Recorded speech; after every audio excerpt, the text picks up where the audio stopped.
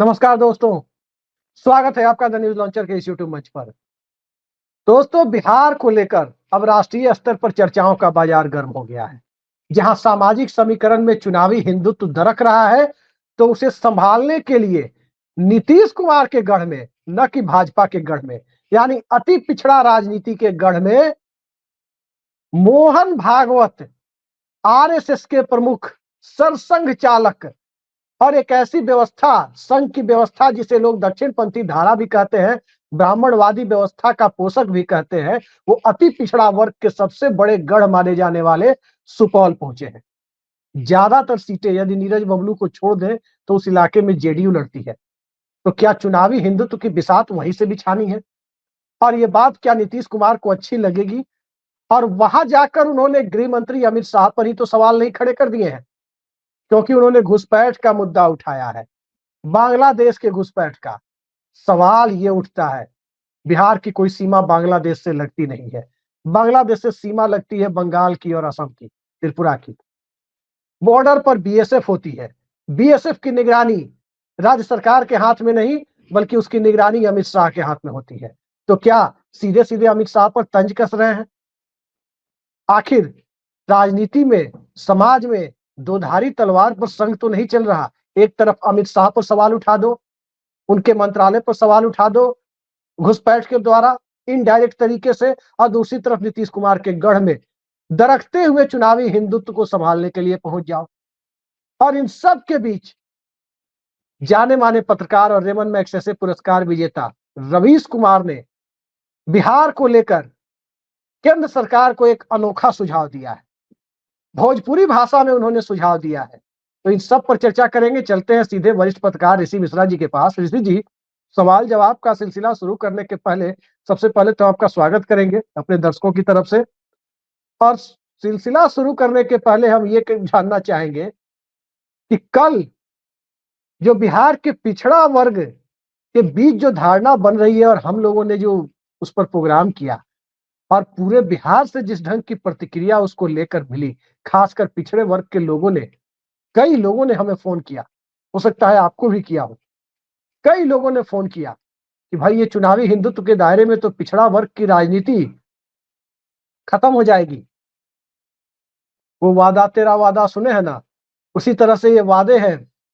जाति गणना हो नहीं रही है, रोहिणी कमीशन लगा दिया गया, सिफारिश लागू नहीं हो रही है, कर्पूरी फॉर्मूला आ नहीं रही है, झुनझुना कर्पूरी ठाकुर को भारत रत्न दे दो अति पिछड़ा के लिए, अति पिछड़ा के लिए कुछ करो मत, जाति गणना मत करो।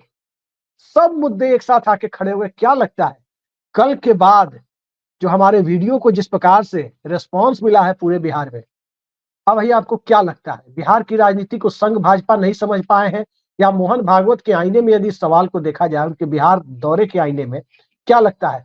सुपौल अति पिछड़ा राजनीति की राजधानी कही जाती है बिहार में, और वहां जाकर के मोहन भागवत जो तरह तरह के बयान दे रहे हैं, अमित शाह पर निशाना, बिना नाम लिए उनके मंत्रालय पर निशाना, मतलब उन पर निशाना।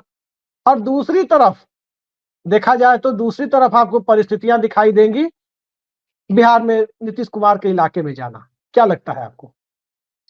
देखिए, डबल इंजन की सरकार है बिहार में। बिहार में भाजपा समर्थित सरकार है, और भाजपा उस सरकार में एक महत्वपूर्ण साझेदार है। और भाजपा का केंद्र में भी सरकार है, और करीब 20 सालों से बिहार में सरकार है, और करीब 10 से 11 12 सालों से केंद्र में सरकार है। और तब मोहन भागवत 5 दिवसीय बिहार के यात्रा पे, खासकर उत्तर बिहार के यात्रा पे उनका आगमन होता है, और पटना से सीधे सुपौल जाते हैं। और सुपौल जाने का जो मंतव्य है उनका, कि बिहार में जिस प्रकार से बांग्लादेशियों का घुसपैठ हो रहा है, वो एक अपने आप में चिंता का सबब है, जैसा संघ प्रमुख मोहन भागवत ने कहा है। तो सवाल ये उठता है कि आप किसको कटघरे में खड़ा करना चाहते हैं? माननीय गृह मंत्री अमित शाह जी को, माननीय मुख्यमंत्री बिहार नीतीश कुमार को? यदि कोई घुसपैठ करके बिहार के किसी हिस्से में रह रहा है कोई व्यक्ति, तो उसका आधार कार्ड होगा, उसका राशन कार्ड होगा, नहीं, तमाम बिहार की चीजें सीमा होंगी। बांग्लादेश से नहीं लगती है, बिहार की सीमा बांग्लादेश मैं को टच नहीं मैं करती है। मैं उसी पे आ रहा हूं। मैं देखिए, मोहन भागवत ने जो कहा है, उन्होंने करीब करीब दो लोगों को कटघरे में खड़ा किया। एक तो माननीय गृह मंत्री अमित शाह, दूसरा बिहार सरकार के जो मुखिया है नीतीश कुमार। लेकिन मंतव्य घेरने का नहीं है, मंतव्य ये है कि पूरे चुनाव को पोलराइज किया जाए। देखिए, बांग्लादेशी घुसपैठियों से या किसी प्रकार के घुसपैठ से भाजपा का कोई लेना देना नहीं है। यदि घुसपैठ एक बड़ा, इतना बड़ा मुद्दा है, तो अमित शाह फिर क्या कर रहे हैं? अमित शाह को तो इस्तीफा दे देना चाहिए। मोहन भागवत को यह कहना चाहिए कि माननीय गृह मंत्री, जो देश के जो गृह मंत्री हैं, वो सक्षम नहीं है, एग्जीक्यूट करने में कैपेबल नहीं है, उनको अपने पद से इस्तीफा दे देना चाहिए। तो जहां आपको बोलना है, यदि इंडिया के किसी हिस्से में घुसपैठ हो रहा है और जिनके जिम्मे घुसपैठ रोकने की जिम्मेवारी है, क्या उनसे सवाल नहीं होना चाहिए? तो सवाल तो आपको उनसे पूछना नहीं है। मंतव्य यह है कि बिहार के चुनाव को हिंदू मुस्लिम के पिच पे लाके लड़ा जाए। और सवाल ये उठता है कि इस प्रकार का माहौल और इस प्रकार का पिच तैयार किया जा रहा है, तो गठबंधन के वर्तमान में जो अगुवा है नीतीश कुमार, उनको इस प्रकार का पिच जो है, उछाल वाली पिच जो है, घास वाली जो पिच है, पसंद आएगी जी। और खासकर उस एरिया में आप फोकस कर रहे हैं जहां जेडीयू का आधार है। सुपौल देख लीजिए, बिल्कुल सही कहा आपने, अति पिछड़ा, और वहां पसमानदा जो मुसलमान है वो भी इनको सपोर्ट करते हैं। जी, जेडीयू को सपोर्ट करते हैं ज्यादातर। तो ये जो ऑपरेशन चिराग का जो नया तरीका बीजेपी अपना रही है, क्या इसमें संघ भी शामिल है? क्या नरेंद्र मोदी अमित शाह के इशारे पे संघ काम कर रही है, या जेडीयू को उस संख्या तक सीमित कर देने का एक साजिश है, पर्दे के पीछे का खेल है, जहां बीजेपी अपने मन मुताबिक चुनाव के बाद पूरे शतरंज के जो राजनीतिक शतरंज है, उसकी गुटियों को सेट कर सके, नीतीश कुमार को दबाव में ला सके? तो सवाल बहुत बड़ा सवाल है ये। और इसका जवाब, ऋषि जी, एक सवाल हमें बताइए। नहीं, एक सवाल का जवाब हमसे चाहेंगे। जनता दल यूनाइटेड को जो पहले फेज में झटका लगा चिराग मॉडल का, दूसरे फेज में जेडीयू ने संभालने की कोशिश की, संभाल नहीं पाई, और किसी तरह घिसट कर यदि 43 की संख्या पर पहुंची थी पिछले विधानसभा चुनाव में, तो कोसी बेल्ट, सीमांचल बेल्ट, मधुबनी का इलाका, समस्तीपुर का कुछ इलाका, पूर्वी इलाका, मतलब कह सकते हैं आप कि सीमांचल के और मिथिला के दरभंगा के बीच का जो इलाका है, दरभंगा और किशनगंज के बीच के जो इलाके हैं, सुपौल, मधुबनी, सहरसा, मधेपुरा, खगड़िया, इन सब जिलों ने जनता दल यूनाइटेड को पहुंचा दिया 43 की संख्या पर। नहीं तो ये 20 पर सिमट जाती पार्टी, अगर ये जिले नहीं संभालते तो, जिस प्रकार से चिराग मॉडल का प्रयोग किया गया था। तो अब सवाल ये उठता है, हमारे दर्शकों को आप बताइए कि उस इलाके में मोहन भागवत के दौरे के बाद अब नीतीश कुमार और उनकी पार्टी क्या करेगी? अब तो नीतीश कुमार को इस पे रिस्पॉन्ड करना होगा। आपको याद होगा कुछ महीने पहले गिरिराज सिंह ने हिंदू स्वाभिमान यात्रा इसी क्षेत्र से निकाला था। उसके बाद जेडीयू का क्या रिस्पॉन्स रहा? खासकर सुपौल नहीं गए थे। सुपौल नहीं, मतलब अरे सुपौल नहीं, मैं कह रहा हूँ सीमांचल, हाँ, सीमांचल के कुछ हिस्से में गिरिराज सिंह ने हिंदू स्वाभिमान यात्रा निकाली थी। पूर्णिया, मैं किसी जगह का नाम थोड़ी लिया हूं, मैंने सीमांचल कहा, सीमांचल के कुछ हिस्सों में था। तो उसके बाद जेडीयू का क्या रिस्पांस था, और खासकर जेडीयू से संबंध रखने वाले जो मुस्लिम नेता हैं उनका क्या रिस्पांस था? और क्या ऐसे माहौल में तब जब नीतीश कुमार का एक फार्मूला है, ट्रिपल सी से समझौता नहीं करते हैं और चुनावी पिच आप कम्युनलिज्म का तैयार कर रही है संघ और भाजपा, तो क्या उस गठबंधन में नीतीश कुमार कंफर्ट अपने आप को महसूस करेंगे? क्या नीतीश कुमार को बीजेपी, मैं अपने हिसाब से बता रहा हूं, मेरे मन में एक विचार अभी आ गया, क्या नीतीश कुमार को एग्जिट करने का एक ऑप्शन बीजेपी दे रही है? और हो सकता है नीतीश कुमार इसी बहाने यदि नीतीश कुमार के हिसाब से नहीं चली बीजेपी तो कम्युनलिज्म के बहाने हो सकता है नीतीश कुमार गठबंधन से बाहर भी चले जाए। और देखिए मैं एक बात कहता हूँ, देखिए इसमें नीतीश कुमार को मैं दोष नहीं दूंगा। आप जो हमारा राजनीतिक हित है, हमारा जो मान लीजिए पहचान है, हमारे क्रेडिबिलिटी है, क्रेडिबिलिटी नीतीश कुमार के क्या है कि वो गठबंधन के अगुवा हैं, और वो अवधि आप उसी ड्राइविंग सीट से हटा देंगे और कहेंगे कि आप खलासी वाला काम कीजिए, कंडक्टर वाला काम कीजिए, तो वो तो करेंगे नहीं, जो ड्राइवर हैं, गाड़ी चलाने का काम है उनका। तो देखिए आगे आगे होता क्या है। लेकिन मोहन भागवत के सीमांचल में एंट्री से निश्चित ही एनडीए गठबंधन में सुगबुगाहट तेज है। और खासकर जो आपने इनिशियल सवाल के इनिशियल पोर्शन में जो आपने कल के प्रोग्राम को लेकर पूछा, तो बिल्कुल खासकर एनडीए के कुछ घटकों में कल के खबर के बाद खलबली मची हुई है। और ये नैरेटिव यदि ग्राउंड पे कन्वे हो गया, जो बीजेपी का एक तरह से रणनीति भी है, तो आने वाले दिनों में इसका नुकसान भाजपा को उठाना पड़ सकता है। भाजपा को क्लियर करना होगा कि यदि सरकार बनती है, यदि गठबंधन है, तो कौन लीड करेगा? नीतीश कुमार करेंगे? यदि नीतीश कुमार नहीं करते हैं, मैं एक खत्म कर रहा हूँ, नीतीश कुमार नहीं करेंगे तो कौन करेगा? पिछले समाज से आने वाले कोई व्यक्ति करेगा, अति पिछले समाज से आने वाला व्यक्ति करेगा, दलित, महादलित, या आप अग्रों की जिम्मेवारी देंगे? यदि किसी एक वर्ग को देंगे तो दूसरा वर्ग नाराज हो सकता है, और उसमें आप कैसे तालमेल बैठाते हैं, ये देखने वाली बात। जी एक सवाल है, इसका संक्षेप में जवाब चाहेंगे। बिहार, लालू यादव कहते हैं कि उड़ती चिड़िया को हल्दी लगाता है।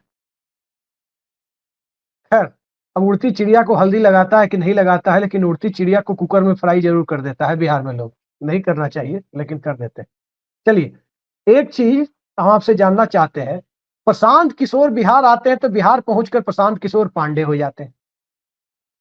नरेंद्र मोदी बिहार आते हैं और छत्तीसगढ़ में जो भाषण उन्होंने कुछ साल पहले दिया कि लोग उनकी जाति को कहीं साहू कहते हैं, कहीं तेली कहते हैं, कहीं कुछ कहते हैं, यहां आकर के वो एक समुदाय विशेष में वो भी बंध जाते हैं। तो मोहन भागवत जो पहुंचे हैं सुपौल में, वो हिंदू बनकर पहुंचे हैं कि पंडित जी बनकर पहुंचे हैं? हाँ, ये बात है। देखिए, मोहन भागवत हमेशा पता नहीं नरेंद्र मोदी से दुश्मनी है कि दोस्ती है। मोहन भागवत जैसे दोस्त हो तो बड़ा, बिहार चुनाव में 2015 में उन्होंने क्या किया था आप जानते हैं? पंडित मोहन भागवत क्या हिंदू मोहन भागवत? अरे सुनिए ना, गोरखपुर में क्या किए पंडित मोहन भागवत ने? गोरखपुर में क्या किए? 2015 चुनाव के समय में उन्होंने क्या बयान दे दिया कि आरक्षण की समीक्षा होनी चाहिए। क्या समीक्षा कीजिएगा आप? आरक्षण को हटाना चाहते हैं? समीक्षा क्या होता है कि जो वर्तमान में जो स्टेटस है उसको मतलब बदला जाए जी। और मोहन भागवत, देखिए हम कह रहे हैं 4-5% ही, 7-8% ही यदि पासबंदा मुसलमान आपको एनडीए को वोट करता है, तो आपके ऐसे बयानों से तो आपको तो नुकसान होगा। और खासकर उस गठबंधन के अलायंस पार्टनर को नुकसान होगा जिसके हिस्से में सीमांचल में अधिक सीटें आएंगी। आपका तो कुछ जाएगा नहीं, और आपकी हैसियत यही है कि आपके प्रदेश अध्यक्ष वहां से चुनाव नहीं जीत पाते हैं। दिलीप जायसवाल उसी क्षेत्र से आते हैं ना, सीमांचल के बेल्ट से आते हैं। और ऐसा चर्चा है इनके लिए कि मुसलमान, देखिए आप एक बात समझ लीजिए, जनता को भी समझना चाहिए, इनका एजेंडा कुछ और होता है। अब जैसे दिलीप जायसवाल के लिए चर्चा ये है कि वहां के मुसलमानों को खुश करने के लिए ये अपने हॉस्पिटल के तमाम सुख सुविधाएं वहां के लोगों को एक तरह से फ्री में सेवा करते हैं, फिर भी लोग इनको वोट नहीं करते।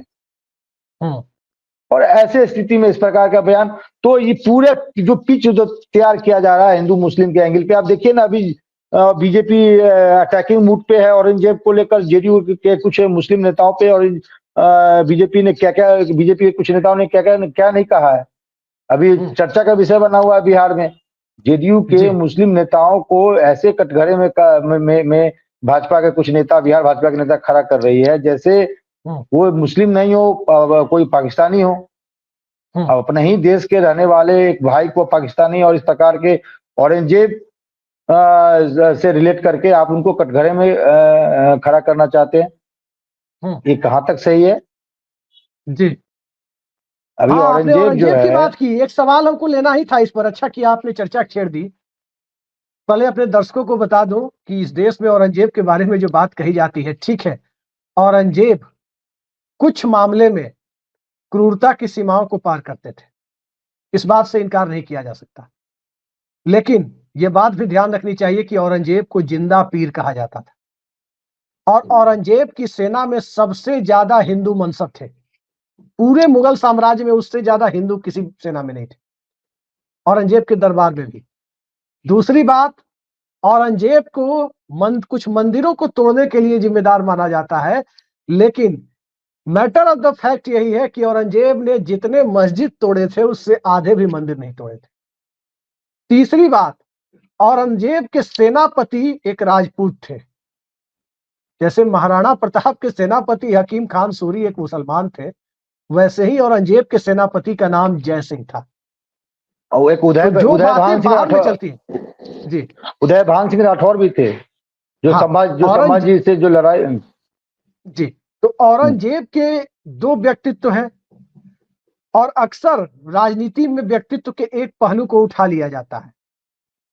ये होता है अक्सर कि एक व्यक्तित्व को उठा लिया जाता है अपनी सुविधा के हिसाब से।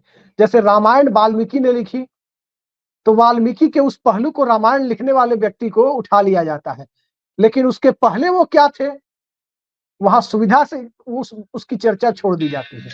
ठीक इसी तरह हर व्यक्तित्व के मामले में होता है।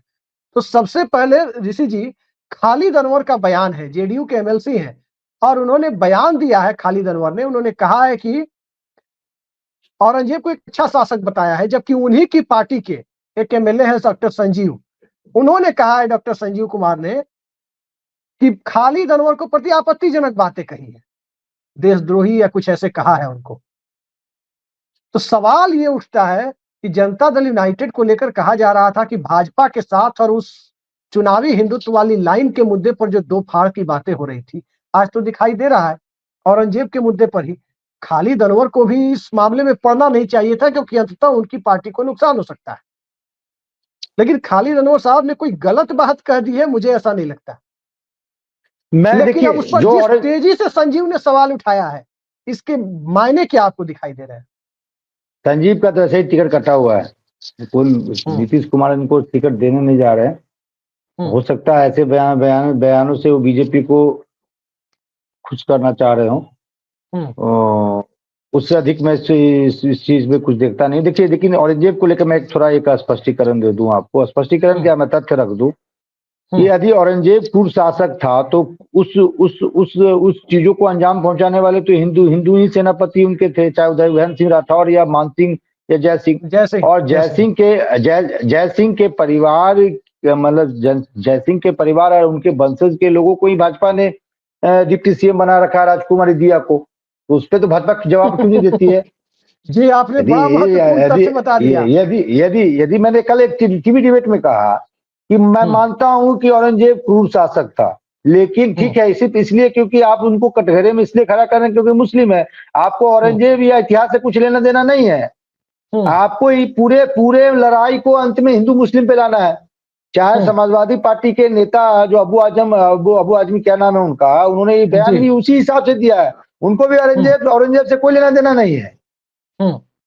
जब आप बयान देते हैं तो बयान पे स्टैंड कीजिए ना। क्यों आप समाजवादी पार्टी के उस नेता ने बयान वापस ले लिया? सवाल ये उठता है कि औरंगजेब पूर्व शासक था तो उनके क्रूरता को एग्जीक्यूट करने वाले जो सेनापति वो हिंदू थे, और उनके वंशज जो हैं, उनके वंशज को भाजपा ने महत्वपूर्ण पद दे रखा है, अपने गोद में बैठा रखा है। डिप्टी सीएम बहुत छोटा मोटा पद नहीं होता है। नहीं, इसी तरह का सवाल तो तेजस्वी यादव ने उठाया कि लालू यादव पर चारा घोटाले के आरोप है, तो लालू यादव पर चारा का आरोप है, लेकिन जगन्नाथ मिश्रा पर भी तो वही आरोप है, वो भी सजा याफ्ता थे उसी में। उनके बेटा को तो मंत्री बना के रखा गया। उनके पुत्र जो है भाजपा में एक महत्वपूर्ण नेता है, मंत्री हैं। सवाल ये उठता है कि देखिए, आपको औरंगजेब या अन्य लोगों से लेना देना नहीं है। आपको न संभाजी से लेना है, न छत्रपति शिवाजी महाराज से लेना है। वो हमारे आदरणीय है, हमारे इतिहास धरोहर है। लेकिन आपको तो वही हिंदू मुस्लिम करना है। आपको इतिहास के नींव पे, इतिहास के जो मतलब नींव पे आप जो है वर्तमान में राजनीतिक फसल जो काटना चाहते हैं, मैंने आपको बताया ना, कुंभ में 2 महिला, सीतामढ़ी की 2 महिला गायब हो गई थी, और भाजपा के एक तेज प्रवक्ता, राष्ट्रीय प्रवक्ता को मैंने रिक्वेस्ट किया, हमारे मित्र हैं, कि ऐसी बात है, बात हिंदू अस्मिता की भी है। उन्होंने उसके बाद कॉल उठाना भी मुनासिब नहीं समझा, व्हाट्सएप पे जवाब देना मुनासिब नहीं समझा। ये जो भक्त लोग हैं, ये समझ ले जी, आपको अपनी लड़ाई अब खुद लड़नी पड़ती है। मैं धन्यवाद देना चाहता हूं सीतामढ़ी डीएम का, जिन्होंने तुरंत रिस्पॉन्ड किया। बिल्कुल बिल्कुल, तो आप सही कह रहे हैं। ये चीजें जो है अभिषेक जी, ये पॉलिटिकल चीजें हैं, इसमें आम लोगों को नहीं पढ़ना चाहिए। ये खालिद अनवर, ये तमाम लोग जो है सियासत कर रहे हैं। औरंगजेब कब आया कब गया, इतिहास की बात है, क्या मतलब है वर्तमान में? जी बिल्कुल। खालिद अनवर ने कितने मुसलमानों को मदद किया है? संजीव ने कितने हिंदुओं को नौकरी लगाया है? कितने ब्राह्मणों को नौकरी लगवाया है? जो आपके समाज का मसीहा, धर्म का मसीहा बनता है, आप जब संकट में होते हैं, आप समझ जाइए 70 साल की बुजुर्ग महिला उस भगदड़ में गायब हो गई, और 6 दिनों तक पता नहीं था, उनके परिवार जनों की हालत खराब थी, और भाजपा के एक राष्ट्रीय प्रवक्ता से मैंने मदद मांगा, फोन दोबारा उठाना मुनासिब नहीं समझा। ये लोग और निश्चित तौर पर सही बात हिंदू मसीहा फन्ना दिस दैट। बिल्कुल आप सही कह रहे हैं कि वो दिया कुमारी का आप एक काम किया, कीजिए वो ना, सही बात है। हमारे जो 1.5-2 लाख व्यूअर हैं, 24 घंटे में हमारे वीडियो को 1.5-2 लाख से अधिक लोग देखते हैं। मैं उन तमाम व्यूअर्स, हमारे व्यूअर से कहता हूं कि आप जो आपको लगता है कि बहुत बड़े हिंदू सम्राट हैं, उनको फोन कीजिए रात में कि 11 बजे मुझे पुलिस पकड़ ली है बिना कसूर का, और आपको थाना आना है। देखिए क्या कहते हैं, पेट में दर्द है, हमको बच्चे को परीक्षा दिलवाने जाना है, हमारा गेट बंद हो गया है, तमाम तरह के करेंगे। वहां तो फिर चली जाती है इंसानियत, फिर वो धर्म वहां खत्म हो जाता है। जी बिल्कुल बिल्कुल। तो ये लोगों की समझने की जरूरत है, ये राजनीति है, राजनीति नेताओं को करने दीजिए। जी, अरे मैं आपको बताऊं ऋषि जी, मेरी देखी हुई घटनाएं मैं बता रहा हूं। अभी कुछ साल पहले यूपीएससी के रैंक 1, रैंक 1 पर एक बहुसंख्यक समुदाय की लड़की ने क्वालिफाई किया था, आईएएस टॉपर बनी थी, और रैंक 2 पर एक अल्पसंख्यक समुदाय की, और उन दोनों ने आपस में शादी की। बाद में शादी लंबी नहीं चली, और उस शादी में मैंने खुद देखा था भाजपा के बड़े बड़े नेताओं को वहां पर मुर्गा का टांग खींचते हुए। दूसरे की बात कर रहे हैं, बड़े बड़े नेताओं को मुर्गा का टांग खींचते हुए। छोड़िए, देखिए इसमें सिर्फ देखिए भाई साहब, एक बात खत्म करूंगा मैं। कुछ गलत नहीं है भाई, किसी ने शादी किया उसका व्यक्तिगत वो है, लेकिन अब देखिए किस तरह के सवाल उठते हैं। एक बताइए, एक 2 कौड़ी का कवि आप देखते हैं क्या क्या बोलता है किसी को अंतर धार्मिक, अंतर जातीय विवाह पर, और अपनी बेटी अंतर जातीय विवाह करती है। इस तरह की बातें देखिए, ये जहर फैलाने वाले लोग समाज में कम नहीं है, अलग अलग फॉर्मेट में है वो। मैं 2 सेकंड लूंगा आपका। जो जिस समाज का रहनुमा बनता है, उस समाज के आशीर्वाद से आज फर्श से अर्श पे पहुंच चुका है, उस व्यक्ति ने उस समाज के लिए क्या किया, चाहे वो तेजस्वी यादव हो, चाहे वो चिराग पासवान हो, चाहे वो नीतीश कुमार हो, चाहे XYZ कोई भी हो, चाहे वो नरेंद्र मोदी हो, तेली समाज के लिए क्या किया है बताइए। आज यदि नीतीश कुमार का बेटा मुख्यमंत्री बनता है, क्या कोई अन्य कुर्मी समाज का गरीब का बच्चा मुख्यमंत्री नहीं बन सकता था? जी, वाजिब सवाल है। क्या कोई गरीब यादव का लड़का सीएम नहीं बन सकता था? सिर्फ तेजस्वी यादव बनेगा? कोई गरीब पासवान समाज का लड़का केंद्रीय में मंत्री नहीं बन सकता था? सिर्फ चिराग पासवान बनेंगे? तो समाज का वोट चाहिए, आशीर्वाद चाहिए, लेकिन समाज को जब आपकी जरूरत होती है तो आप समाज के साथ खड़े नहीं होते हैं, चाहे वो किसी भी पार्टी का नेता हो, चाहे किसी भी समाज का रहनुमा हो। जी ऋषि जी, छोड़िए, आज के वीडियो में हम यहीं पर राजनीतिक बातों को छोड़ देते हैं, क्योंकि राजनेताओं का कोई दीन ईमान दिखाई नहीं देता भारत में।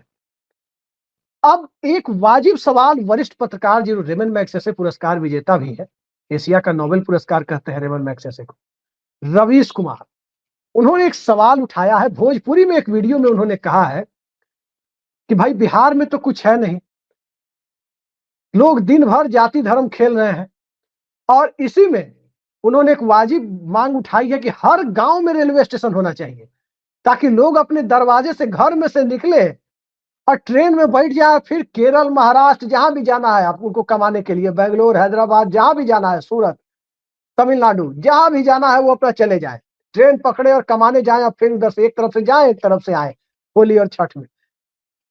एक बेहद करारा व्यंग है इस सिस्टम के ऊपर। मांग तो उनकी स्वाभाविक है कि अश्विनी वैष्णव ही पूरा कर सकते हैं और दूसरा कोई पूरा नहीं कर सकता, नरेंद्र मोदी ही पूरा कर सकते हैं।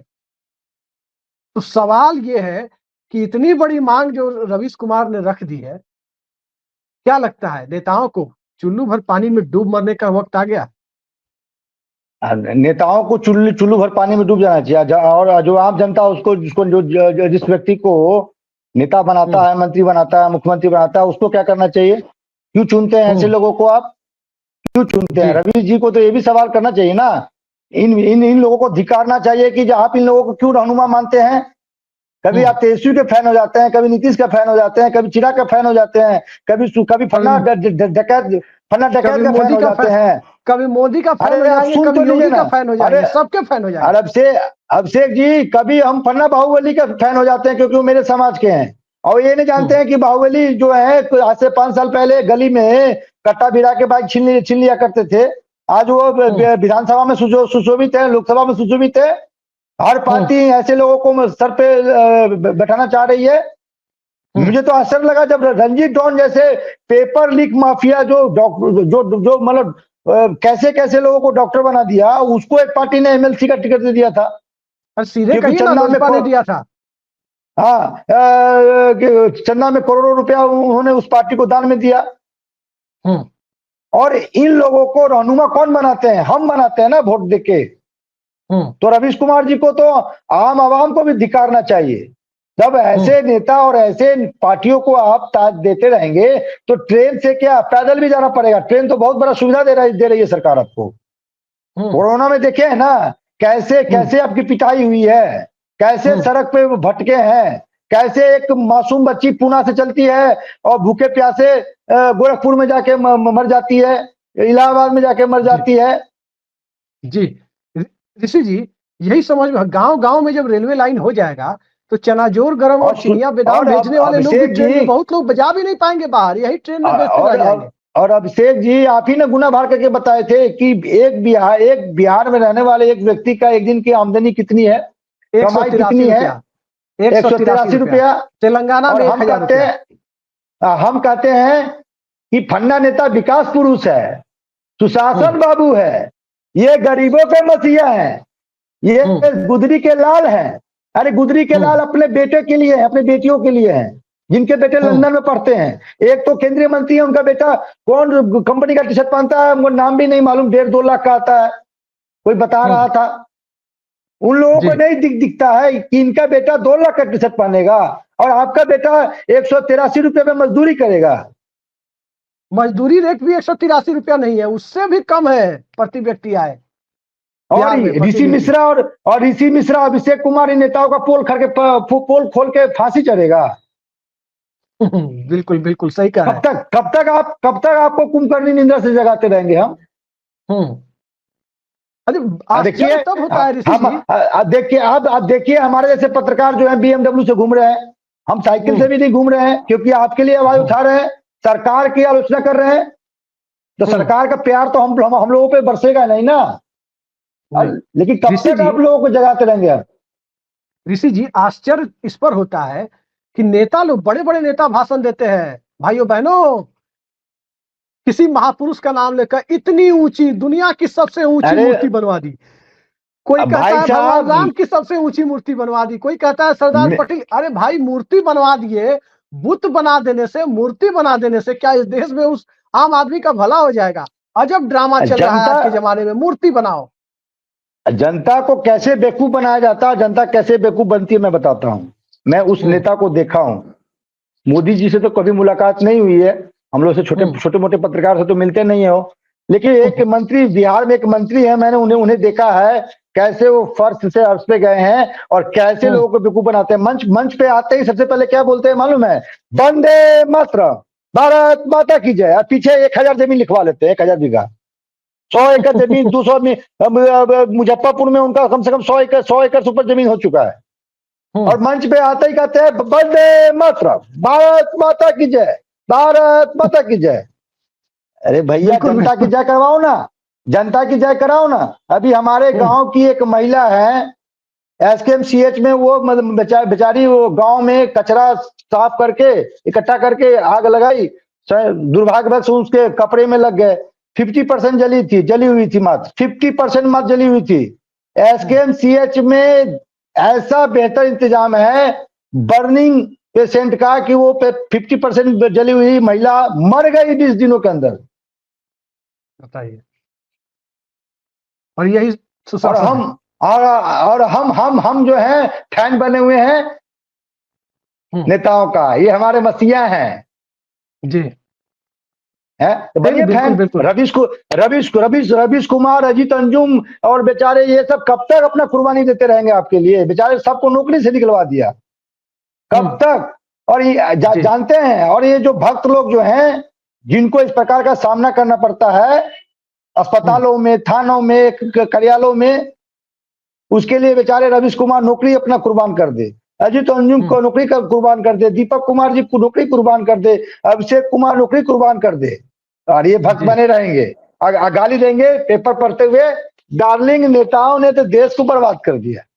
तुम क्या किया? आश्चर्य तब होता है ऋषि जी, आश्चर्य तब होता है, आपको जान के हैरत होगी। एक बड़े पत्रकार हमसे कह रहे थे एक बार कि उन्होंने स्टूडेंट को लेकर के, छात्रों की समस्याओं पर, किसानों की समस्याओं पर, बेरोजगारों पर एक सीरीज चला रखी थी लंबे समय तक, और वही स्टूडेंट उनको गाली देने लगते हैं, वही नौजवान उनको चुनाव के समय में कमेंट बॉक्स में भर भर के गाली देते हैं। चुनाव आते आते वो खुद फंस जाते हैं हिंदू मुस्लिम के नैरेटिव में, और चुनाव खत्म होने के बाद हमारा वैकेंसी है तो 4 साल पहले फॉर्म भरवा लिया, अभी तक एग्जाम नहीं लिया तो हमको अग्निवीर बना दिया, तो हमारा एमएसपी नहीं दे रहा है किसान का, एमएसपी गारंटी। मतलब सुन सुन करके आदमी को लगा अरे तुम क्या कर रहे थे भाई? जब हम सवाल उठा रहे थे तब टुकड़े टुकड़े गैंग और देशद्रोही और खान मार्केट गैंग और लुटियंस गैंग के पत्रकार कहते थे हम लोगों को। मैं आपको दो एग्जाम्पल देता हूँ, मैं आपको 2 एग्जाम्पल देता हूँ अभिषेक जी। दिल्ली में जो साउथ दिल्ली है, सबसे पॉश एरिया, सबसे एजुकेटेड लोग रहते हैं वहां। मनमोहन सिंह वहीं से चुनाव लड़े थे एक बार जी 99 में। मनमोहन सिंह को जनता ने क्या किया? हरा दिया। उससे ऑनेस्ट ईमानदार नेता कोई है अभी वर्तमान में? आपको तो नहीं लग रहा होगा कोई ऐसा उनके विद्वान और ऑनेस्ट।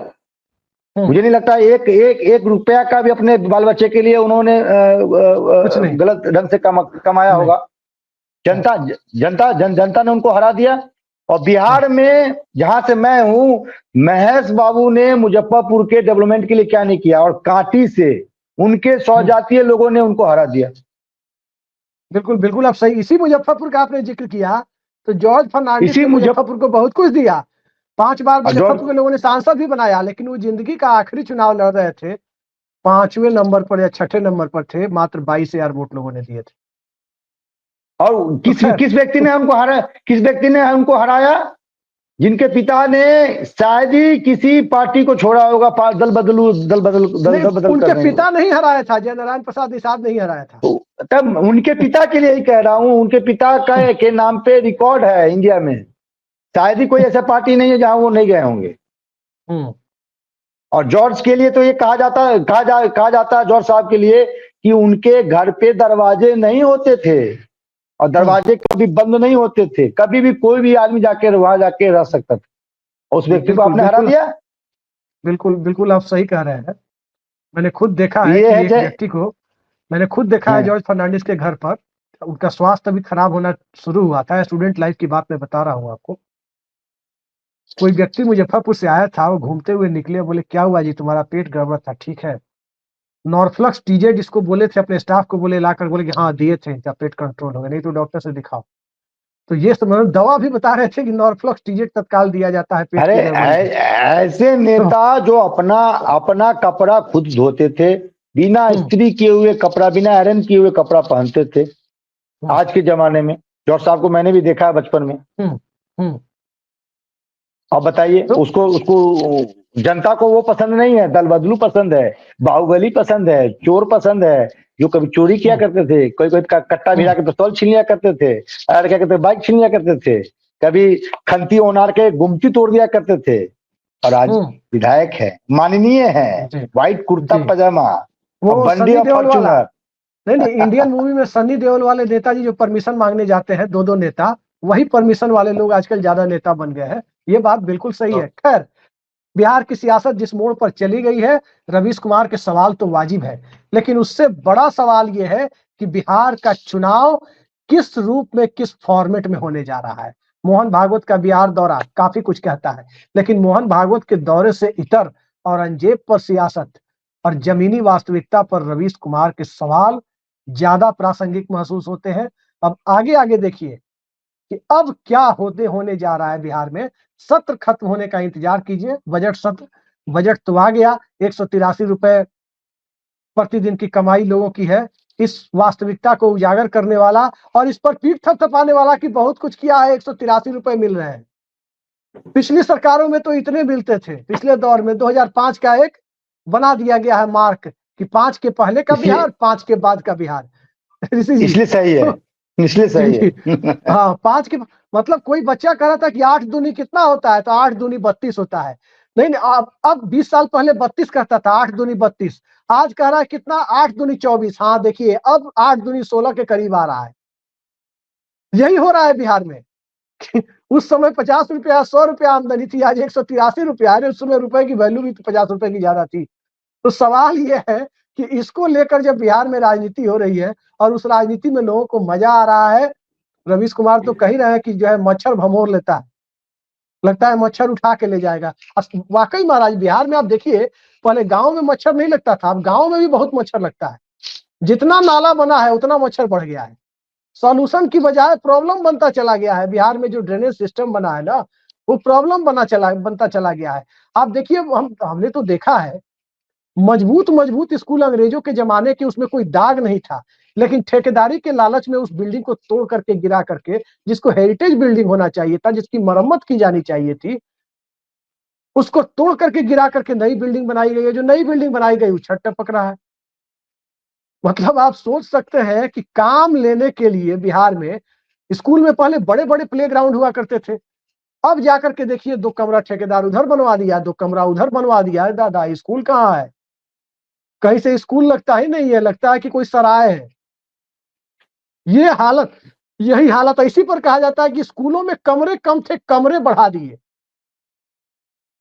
आप देख रहे हैं ना किस तरह से आज, आप देखिए पहले किस तरह से विद्यालय हुआ करते थे। एक तरफ करीने से बिल्डिंग बनी होती थी, फिर खुला मैदान होता था, लोग उसमें खेलते थे, बच्चे भी खेलते थे, शाम में गांव कस्बे के लोग भी खेलते थे। सब कुछ खत्म करके बस कमरा बना दिया गया, बिल्डिंग खड़ी कर दी गई। अस्पताल में देखिए, सबसे बड़ा अस्पताल पीएमसीएच। अरे भाई, डॉक्टर कहाँ है, क्वालिटी कहाँ है? सबसे बड़ा अस्पताल है तो लोग काहे दिल्ली मुंबई भाग रहे हैं? जवाब दीजिए इसका। कोई जवाब नहीं देगा। सब कहेंगे, वो कहेंगे 5 के पहले, वो कहेंगे कि नहीं नहीं, हमको विरासत में ये मिला था, वो मिला था। देखते रहिए। और सही बात रवीश कुमार ने कही है कि अब ट्रेन चलवा दी जाए गांव गांव में, आधे लोग बाहर चले जाएंगे और ट्रेन चलेगा तो कुछ लोग रुक भी जाएंगे। मेरा अपना सुझाव उसमें मैं जोड़ देता हूँ, कुछ लोग रुक भी जाएंगे। गांव गांव अगर ट्रेन हो जाएगी तो चनाजोर, गरम भूजा सब बेचने के लिए कुछ लोगों को तो रोजगार वहीं मिल ही जाएगा। ये एक चाय गरम कैसे बोलते हैं वो, मुझे आता नहीं है। तो मोदी जी तो कहते ही हैं पकौड़ा छानिए, हाँ, स्टेशन पे पकौड़ा वो रोजगार का इंतजाम कुछ लोगों को ट्रेन में हो जाएगा। तो अश्विनी वैष्णव जी को मेरा भी सुझाव है, ये रोजगार का सुझाव अमित शाह के बेटे को क्यों नहीं देते हैं? अपने तमाम केंद्रीय मंत्री की जो हैं उनके पुत्र को क्यों नहीं देते हैं? अपने सांसद विधायकों के पुत्र को, पुत्रियों को क्यों नहीं देते हैं? ये आम आवाम के लिए है। आप पानेंगे 15 लाख का सूट, अगर जो एक ग्रेजुएट ऑफ जो पीएचडी का किया हुआ लड़का वो बेचेगा समोसा। जी, कल मैंने सुरेंद्र राजपूत का एक ट्वीट भी देखा, कांग्रेस के प्रवक्ता है, और बात सही भी है कि एक दिन पहले मैंने जो बात उन्होंने उठाई उसका पहला हिस्सा को मैं सही मानता हूं। वो फोटो लगाए थे सुरेंद्र राजपूत जी, मोदी जी सांप के साथ है, हाथ में पकड़े हुए, और एक दिन पहले जब शेर के बच्चे के साथ थे। हाँ, एक दिन पहले वो शेर के बच्चों के साथ थे, तो तमाम भक्त लोग ट्वीट कर रहे थे और अलग अलग तरीके से, 2 शेर एक साथ। तब उन्होंने कहा कि सांप वाली फोटो लगा के, यहाँ पर कोई ट्वीट नहीं कर रहा है। तो सवाल ये है, ये सुरेंद्र राजपूत जी का ट्वीट था, मेरा इससे कोई लेना देना नहीं है। मैंने सिर्फ आप बताइए, आप बचपन में खरगोश या तमाम चीजों से लोग रखते हैं, शौक होता है। अब मैं बता दूं बचपन में क्या क्या पाला करता था अपने घर में। सुनिए सुनिए ऋषि जी, खेलते सुनिए ना, सुनिए ना, खेलते हुए वीडियो में कैमरा कहते थे कि भाई तू कैमरा लेके नहीं रहो, हम खेल रहे हैं, ऐसे डालना तुम सोशल मीडिया पे। ऋषि जी मैं आपको बता दूं, आपने व्यक्तिगत सवाल पूछा तो व्यक्तिगत जवाब दे देता हूँ। मेरा घर मिनी चिड़ियाघर हुआ करता था।